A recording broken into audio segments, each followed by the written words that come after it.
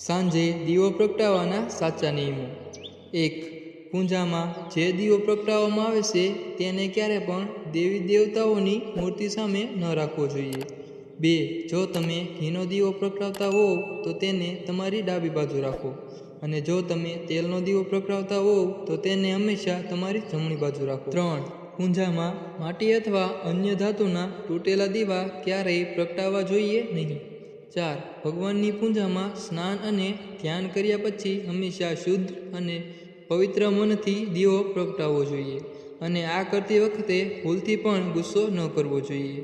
5. ભગવાન માટે જે દીવો પ્રગટાવવામાં આવે છે તેને ક્યારે પણ જમીન પર ન રાખવો જોઈએ, તેને આસન અથવા વાસણ પર મૂકવો જોઈએ. 6. પૂજામાં દીવો પ્રગટાવતી વખતે શુભમ કરોતિ કલ્યાણમ આરોગ્ય ધન સંપદમ શત્રુ બુદ્ધિ વિનાશય દીપમ જ્યોતિ નમસ્તુતે મંત્રનો પાઠ કરવો જોઈએ. 7. સવારે 10 વાગ્યા સુધી અને સાંજે 5 થી 7 વાગ્યા સુધી પૂજામાં જે દીવો પ્રગટાવવામાં આવે છે તેને હંમેશા શુભ માનવામાં આવે છે. 8. જો તમે વૈષ્ણવ પરંપરાથી સંબંધ ધરાવો છો તો તમારે હંમેશા પૂજા કરેલ ગાયના દૂધમાંથી બનેલા શુદ્ધ ઘીનો દીવો પ્રગટાવવો જોઈએ.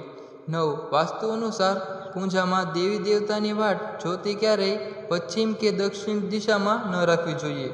એવું માનવામાં આવે છે કે જે લોકો આ નિયમની અવગણના કરશે તેને શુભની જગ્યાએ અશુભ પરિણામનો સામનો કરવો પડે છે. 10. ભગવાનની પૂજામાં દીવો કરતી વખતે જો કોઈ કારણોસર તે બુઝાઈ જાય તો તેના માટે ભગવાનની માફી માગો અને ફરીથી દીવો પ્રગટાવો. તો મિત્રો, મને આશા છે કે તમને આ માહિતી સારી લાગી છે.